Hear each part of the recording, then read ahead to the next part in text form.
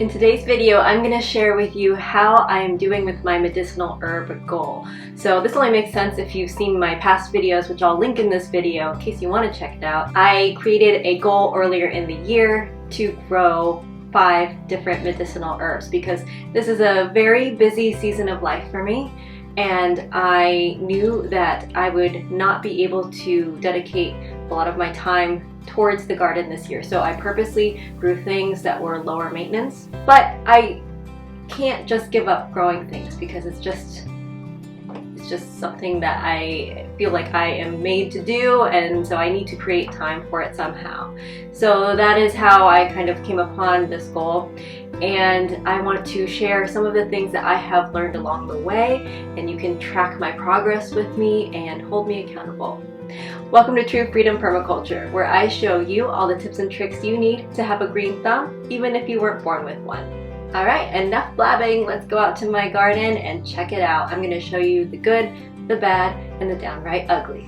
Okay, so here we have the bee balm. So this is the wild bergamot that I'm growing. As you can see, it has not flowered yet. It does receive full sun, but the other thing I didn't account for this year, because I knew with the baby I would have limited time, is that I didn't realize ahead of time how much time I had spent sort of keeping up on what's blocking it in the front of it.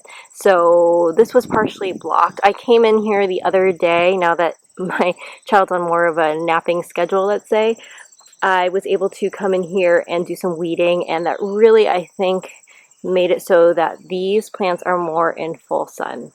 So you can see we're getting close, I think, to it flowering, but it hasn't yet. The leaves taste like very spicy oregano meets mint. They are not a subtle plant, but they do have a lot of flavor. So I'll be excited for these to flower. But they're healthy, they're still around, still doing pretty well.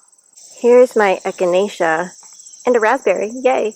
But I digress. Here is the echinacea, and these also were blocked out by the sun a little bit, so I came in here, cleaned it up, did some weeding, and they've really just thrived. And this is actually an asparagus fern. It's kind of hitting the shade right now, but you can see the asparagus ferns are shading this out, so I might actually just come in here and maybe take some of this off so that way it doesn't block the sun and doesn't drip moisture onto these echinacea plants, because I really want them to do well since this is the first year that I'm growing them.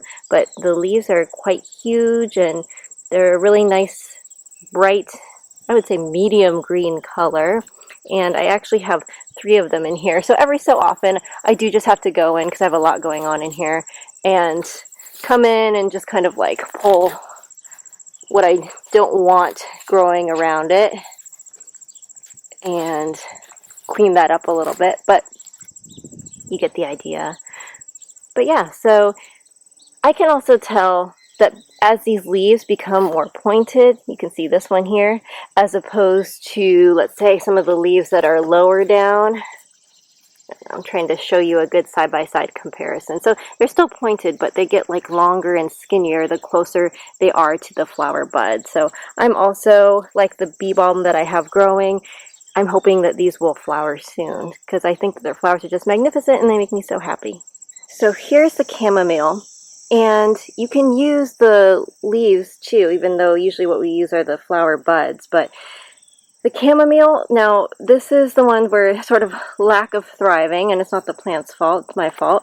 The western sun that it gets in the afternoons and evenings is being blocked by my insane, and this is actually after I've gone in and weeded a bit, but my Jerusalem artichoke / horseradish bed. So you can see these plants get very tall, and so as a result they have blocked out a lot of the sunlight that this would normally receive. So that's just an ongoing project.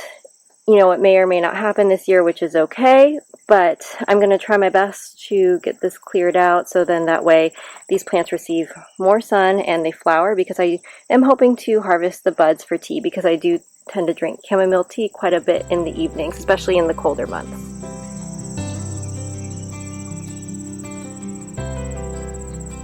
Here's my sage, and I'm so happy to have sage again, because if you saw my previous video on why I decided to grow sage this year, it was because I let my last one die of neglect, basically.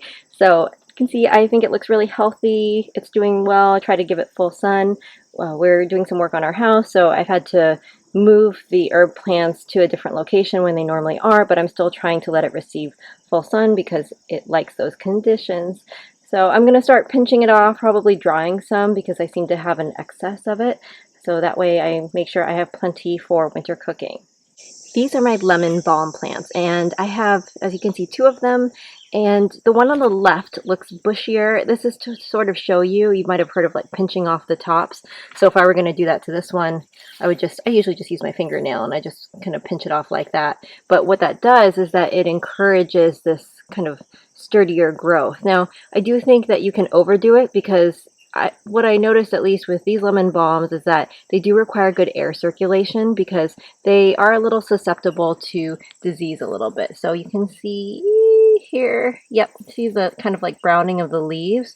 So just make sure that it gets good air circulation still. But this is currently on my back deck, and I really like having it close to the house because in the evenings, I'll just come and I'll just pinch off a little bit and I'll stick it in my teapot and I will use it to make a nice cup of lemon balm tea. Sometimes I'll combine it with chamomile, but it's really relaxing and it's a really flavorful herb. So I love adding it to hot tea, iced tea. It just really perks it up with a nice citrusy kick. And it's something that, like I said, I like having very easy access to. So this has really been a delight. I'm really glad that I'm growing it. I'm probably going to, before the cold season, harvest some and dry it so that I have some, because I have a feeling I'm going to be using this quite a bit. I know that many of you are busy. Who's not busy these days? It feels like everyone's just so busy all the time. And I wanted to show you that if you're a renter, if you have limited time, if you don't have a lot of land, all of the above, that it is still possible to grow something, and you can grow beautiful things, and the opportunities are far and wide for what you can do with them. So I hope you found this video useful, and I will see you all again soon.